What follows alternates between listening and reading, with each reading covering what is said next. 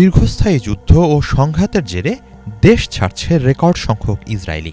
Gaza, Lebanon, ইরানে একের পর এক যুদ্ধের প্রেক্ষাপটে নাগরিকদের বিদেশে চলে যাওয়ার প্রবণতা ব্যাপক হারে বাড়ছে। তেল আবিব বিশ্ববিদ্যালয়ের গবেষকদের নতুন এক গবেষণায় বলা হয়েছে, ২০২৫ সালে প্রায় ৪৫ থেকে ৫০ হাজার ইসরায়েলি দেশ ছেড়েছে। এই ধারা অব্যাহত থাকলে তা ভবিষ্যতে দেশটির নিরাপত্তা, অর্থনীতি এবং জনসংখ্যাগত ভারসাম্যের উপর নেতিবাচক প্রভাব ফেলতে পারে বলে গবেষণায় সতর্ক করা হয়েছে। টাইমস অব ইসরায়েলের প্রতিবেদনে বলা হয়েছে, গবেষণার বিশ্লেষণ অনুযায়ী ২০২৩ ও ২০২৪ সালে প্রায় ৫০ হাজার করে ইসরায়েলি অন্তত এক বছরের জন্য দেশ ছেড়েছিলেন। ২০২৫ সালের সরকারি চূড়ান্ত তথ্য ২০২৭ সালের আগে প্রকাশিত হবে না। তাই গবেষকরা ইসরায়েলের কেন্দ্রীয় পরিসংখ্যান ব্যুরোর ভ্রমণ সংক্রান্ত তথ্য বিশ্লেষণ করে সম্ভাব্য চিত্র তুলে ধরেছেন।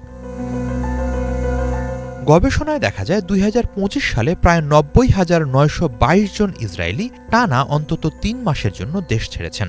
২০২৪ সালে এই সংখ্যা ছিল ৯১,৪৯৯ এবং ২০২৩ সালে ৮৬,৫০৯।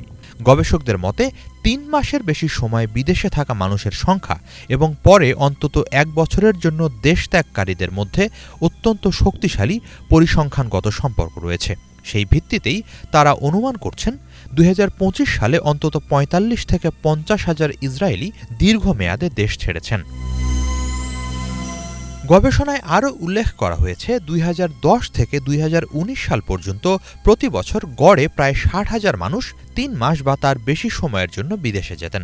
কিন্তু ২০২৩ থেকে ২০২৫ সালের ৩ বছরে এমন ভ্রমণের সংখ্যা বেড়ে দাঁড়িয়েছে ২,৬৮,৫০৯, যা এক দশক আগের একই সময়ের তুলনায় উদ্বেগজনক মাত্রায় বেশি।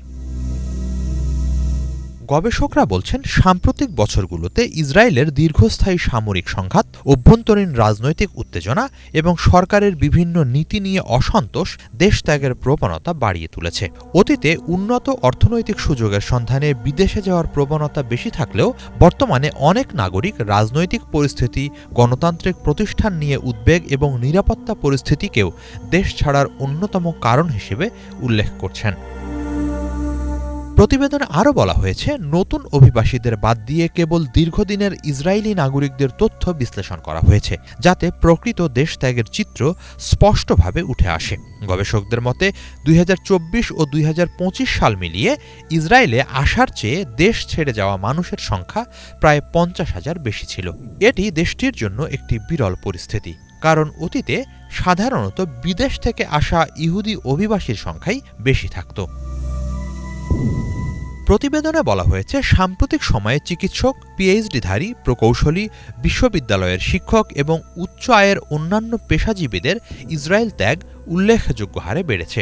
ইসরায়েলের অর্থনীতি মূলত উচ্চ দক্ষতা সম্পন্ন মানব সম্পদ, বিশেষ করে উচ্চ প্রযুক্তি খাত ও জ্ঞানভিত্তিক শিল্পের ওপর নির্ভরশীল।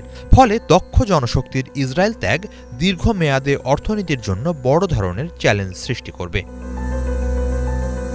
গবেষকরা আরও সতর্কতা জানিয়ে বলছেন, বর্তমান পরিস্থিতি তাৎক্ষণিক সংকট সৃষ্টি না করলেও নতুন করে রাজনৈতিক, অর্থনৈতিক বা নিরাপত্তাজনিত বড় কোনো ধাক্কা এলে দেশত্যাগের হার আরও বেড়ে যেতে পারে। একবার এই প্রবণতা নির্দিষ্ট সীমা অতিক্রম করলে তা উল্টে দেওয়া অত্যন্ত কঠিন হবে এবং দীর্ঘমেয়াদে ইসরায়েলের অর্থনীতি, জনশক্তি ও জাতীয় নিরাপত্তার উপর গভীরভাবে এর প্রভাব পড়বে।